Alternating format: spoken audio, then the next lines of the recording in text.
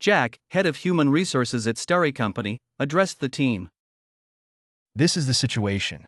Let's discuss what we should do next. Mark, the reserved boss of the company, had finally signed Emily, his childhood sweetheart and a popular internet celebrity, to the company after many years of trying. Emily, both sad and angry, had drunk too much at her welcome party. The next morning, a fan posted photos of her being carried by Mark, sparking rumors and speculations. We need to address these rumors quickly. Jack suggested a live stream to clarify their relationship, hoping to help his friend Mark. I think going live is a good idea. Everyone agreed except Emily, who remained silent. Emily, what do you think of my suggestion? Whatever you guys decide. Emily felt off, unable to recall the events of that night. Her body felt hot and restless. Mark noticed Emily's intense gaze filled with confusion and anger. Emily, what's wrong? Emily lowered her head in frustration. What are you thinking about? Do you agree with my suggestion? Yes, whatever you guys decide. Jack, amused, tossed her a pack of cookies. Here, have some cookies. After the meeting, Emily walked out absent-mindedly and almost fell down the stairs. What are you daydreaming about? If you miss a step and fall, you'll get hurt. You were distracted throughout the entire meeting. Sorry. I'll pay attention next time. It's not about next time. Are you feeling unwell? Mark touched her forehead and cheek to check for a fever. As he thought about it, he couldn't help but smile. Emily noticed. What are you smiling at? Can't I smile because you're cute? Cute isn't always a compliment these days. In my dictionary, it has no other meaning. Do you think you don't deserve to be called cute? Frustrated, Emily gave up arguing with him and noticed the comments section was flooded with messages. Emily was about to escape, but Mark held her back, pinning her against the railing with his hands on either side of her. Softly, did you remember what happened then? Confused, what terrible thing did I do? Laughing, you said you actually liked me. Denying, impossible. I'd rather fall for David than like you. Mark paused, muttering under his breath. Muttering, I knew it. Emily didn't catch what he said and didn't care. She bent her knees, trying to slip out from under his arm, but Mark blocked her again. Teasing, don't believe me? Too bad I didn't record it while taking care of you. You said you liked Mark. To refute his shameless accusation, Emily's brain started working frantically, memories rewinding until they reached a certain point. Stammering, you're lying. I didn't say that. Smiling, oh, then what did I say? Emily used her forehead to push against Mark's chest, fleeing down the stairs. Mark didn't chase her, rubbing his aching ribs with a grimace. Grimacing, ouch. You really don't know how to be gentle. You know I'll always indulge you. Over the next 2 days, the video continued to gain traction. Emily was asked not to respond publicly, which only made people more curious. When the public interest peaked, she unexpectedly started a live stream. Since there was no prior announcement, not many people joined at first. Emily, sharing the screen with Mark for the first time, felt a bit awkward and didn't interact much with him, just answering fans' questions. As for Mark's identity, she planned to introduce him once more people joined. Mark, sitting silently in front of the camera, was an idol. He gazed at Emily with deep affection. It was his first time seeing her from this perspective. She was more energetic and lively than usual, speaking with confidence and displaying a radiant smile, more beautiful than ever. Or maybe, she used to smile at him like this before high school. Thinking, if I hadn't scared her away back then, we wouldn't need to clarify anything now. This time, I will be patient and let her willingly fall for me. As he thought about it, he couldn't help but smile. Emily turned to look at him, feeling like he was ruining the moment. Annoyed, what are you smiling at? Smiling, can't I smile because you're cute? Raising an eyebrow. Don't you know that cute isn't always a compliment these days? Teasing, in my dictionary, it has no other meaning. Do you think you don't deserve to be called cute? Frustrated, Emily gave up arguing with him and noticed the comment section was flooded with messages. After the meeting, Emily walked out absent-mindedly. As she descended the stairs, a strong arm wrapped around her. What are you daydreaming about? If you miss a step and fall, you'll get hurt. You were distracted throughout the entire meeting. Sorry. I'll pay attention next time. It's not about next time. Touches her forehead and then presses the back of his hand to her cheek. You don't have a fever. What's wrong? Nothing. I'm fine. All right! Jack couldn't help but feel a twinge of regret. If he'd known Emily would be so agreeable, he might have arranged for an official announcement. Would she have agreed to that too? Walking out of the meeting, Emily descended the stairs, lost in thought. As she descended the stairs, she felt a strong arm around her. What are you daydreaming about? Mark held her waist. If you miss a step and fall, you'll get hurt. You were distracted throughout the entire meeting.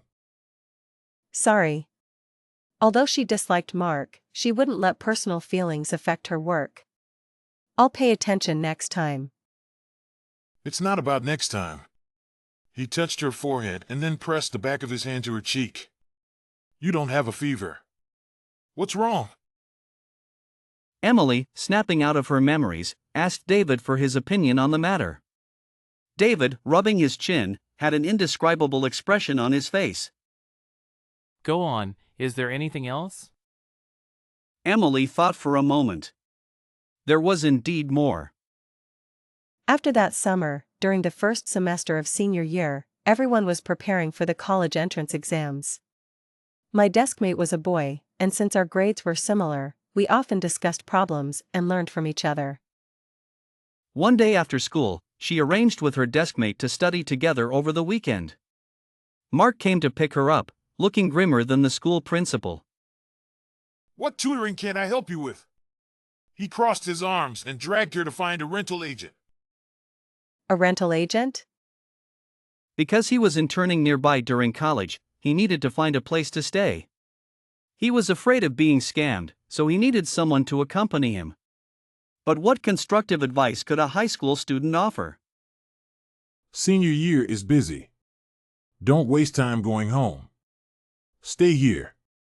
I'm a decent cook. Every day at noon, he would come back to cook a fresh meal and help her with her homework before rushing back to work. He rarely stayed overnight, always claiming to work overtime. Because of him, the struggle before the college entrance exams wasn't too hard. When she received her acceptance letter, she really wanted to show it to Mark. But he was busy with work, in a meeting, and hung up on her quickly. She remembered feeling quite upset at the time. She sent him a text and waited until 2 a.m. for a reply, which instantly lifted her spirits. It was then that I realized I was being led by Mark, my happiness and unhappiness all because of him. This wasn't right. It annoyed me, so I started avoiding him after entering college. Emily shook her head, recounting these events to David, hoping to get a clear answer from her friend. This couldn't be love. Isn't it possible that he liked you all along and was waiting for you to grow up? This was a possibility Emily had never considered. Did he ever do something like steal your ice cream in senior year? He was very well behaved in senior year. Maybe he matured after entering society? This bizarre logic could only come from her. Let's try to understand Mark's perspective. First, in your sophomore year, he mentioned indirect kissing, which shows he understood dating and wouldn't do such things with someone he didn't like. Then later. Later, you needed to focus on your studies in senior year. Would it be appropriate to tease and bully you? Liking someone means taking good care of them. Now that you work, could you go home every noon to cook? The reason he didn't come home at night could be overtime or avoiding suspicion. Is that hard to guess? Yes, she didn't understand then, but how could she not understand now? Maybe he planned to confess after you entered college. But you lost contact. Now that you've reunited, it's normal for him to want to win you back. Leaning forward on the table, Emily's friend, David, asked curiously. Curious, so, do you like Mark? Throughout college, you didn't accept any suitors and turned Thomas into just a friend. I don't believe Mark had nothing to do with it. Confused, what does he have to do with it? Friendly, it doesn't make sense. You clearly despise Mark, yet there's something there. Where's the romance coming from? David chuckled, trying to make Emily understand. Cheerful, if Jack ate your ice cream, what would you do? Defiant, I'd still smash the ice cream in his face. No difference. Friendly, no. You'd beat Jack up, then smash the ice cream in his face, and tell everyone about his shameless behavior. Instead of just shouting that you hate him, you'd honestly continue being around him. Her theory did align with her behavior, but it seemed too far-fetched for Emily to grasp. David decided to put it differently. Friendly, you're just shy, pretending to hate Mark. If you didn't care about him, why would you be unhappy? If you were truly indifferent, tell me what you said and did with Mark that night you were tipsy. Emily's eyes widened as if a light bulb had suddenly turned on in her mind, or a puzzle piece had finally fallen into place. After 24 years of cluelessness, Emily finally had an epiphany. Whispering, so, It was like a person with amnesia suddenly remembering their past. She realized her feelings for Mark were quite different from what she thought. Although Mark was still as annoying as ever, there was no dispute about that. But from getting used to his teasing to calling him a weirdo, it was because she started to understand the feelings between men and women when she entered high school. So, being close to him made her uncomfortable, made her blush. To hide her feelings, she used anger as a disguise, claiming her face was red from anger. See how powerful self-suggestion is? Over time, she even fooled herself. It turned out she had always liked Mark. sad, what should I do now? Should I explain to Mark? Or, Teasing, or just confess and establish a relationship. sad, after being out of touch for so many years, we're a bit estranged. Suddenly establishing a relationship seems a bit too much. Excited, exactly. Just start over. He clarified your relationship before, but that was then, not now. Emily thought about it and found it made sense. She got up and went to the restroom. Taking advantage of the moment, David quickly dialed Mark's number. Excited, hey boss, how about a chance to earn a raise? On the other end, Mark felt like he was being set up. Just 3 minutes ago, he had been swindled by a friend, and now he had to graciously give someone a raise? He chuckled, deciding to maintain his dignity as the head of the company. Go ahead. That day, the sun was exceptionally bright. Emily had a sudden realization, and Mark was strategizing. They both gazed out the window, silently making up their minds. All right, let's do it. The sky was clear, but Jack's heart was filled with gloom. He stood by the floor-to-ceiling window, sighed deeply, and his furrowed brows were full of regret and frustration. Who said Emily had a breakthrough and didn't need my help anymore? He rubbed his chin, lost in thought. As someone who would go to great lengths for a friend, the sacrifice was worth it. But he couldn't figure out what had caused Emily's sudden change. David, what's going on with Emily? It's nothing, just practice. After all, with my experience, handling Emily is no big deal. Jack's eyebrow twitched. What was there to be proud of? Want to know our next step? Jack was dying of curiosity. Initially, he was willing to help Mark pursue Emily, but if he couldn't, he had prepared some comforting words about fate. Yes, tell me more. David crossed her legs arrogantly and took another bite of the apple. Just follow my lead from now on. Got it. Jack felt something was off. How did he suddenly become David's subordinate?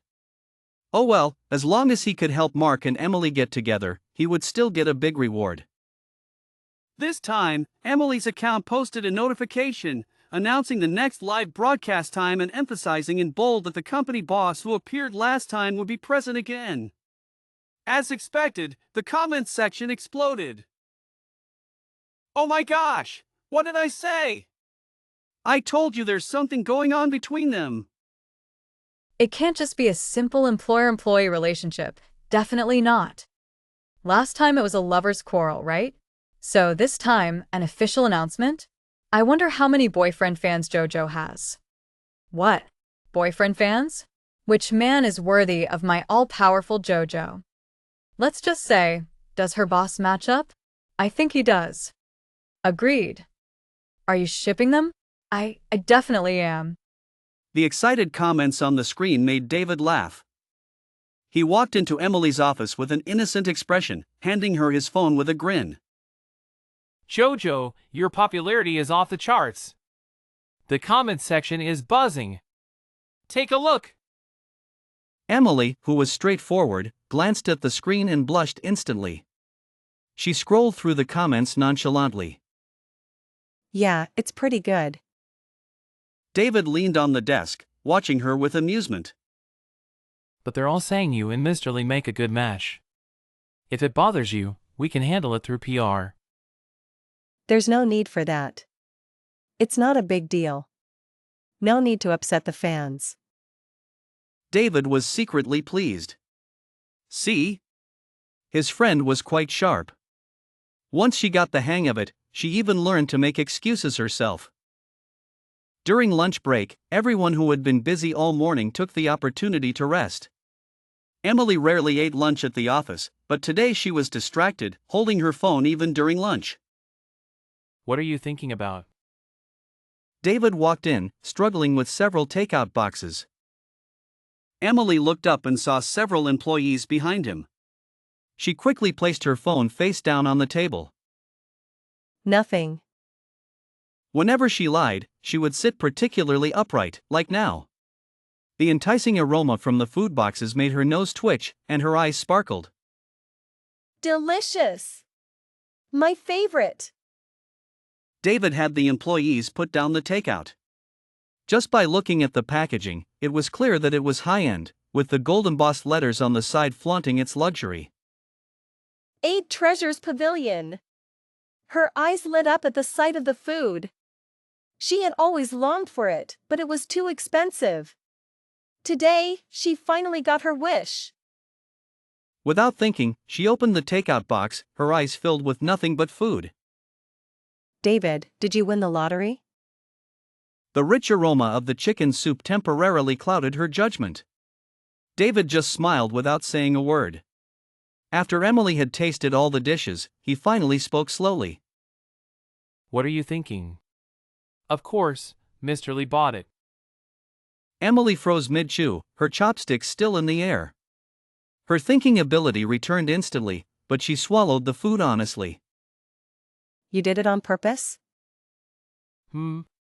It's the company lunch. Is there a problem? He turned to ask the employee next to him. Everyone got this lunch, right? Yes. She looked confused, not knowing what expression to make. Emily sighed in relief. See? It wasn't just for her. David looked at the dishes and shook his head. Mark is really generous. Hey, Emily, why is your meal different from ours? Our dishes aren't as plentiful or as good. Mark is so biased. Emily's expression became stiff again, but this time with a hint of conflict. Oh! Maybe it's because you're the only little darling in the company. Emily sighed in relief, but then David pinched her chin. Hey, these are all your favorite dishes. How can it be such a coincidence? Mark knows your taste so well. Maybe, it's because my preferences haven't changed much since I was a kid. Emily chewed on the crispy cartilage, the crunching sound showcasing her strong bite. David knew all too well that whenever Emily was stressed, she liked to chew on crispy cartilage to relieve it. She was under psychological pressure. David, understanding the tactic of stopping at the right moment, didn't say more. He hooked his arm around a colleague's neck and quickly left. Watching them walk away, Emily felt something was off, but the allure of the food was too great. Those few minutes had already stretched her mental capacity to its limit. After a satisfying meal, Emily still felt uneasy. After some internal struggle, she stood up abruptly, trying to appear nonchalant as she wandered to the office area. There was still a little time before the afternoon work session. Some people who finished their morning tasks late were just starting to eat. Emily chatted with everyone while discreetly observing their lunches. Indeed, her meal was different, and very different at that. Oh no, could Mark really?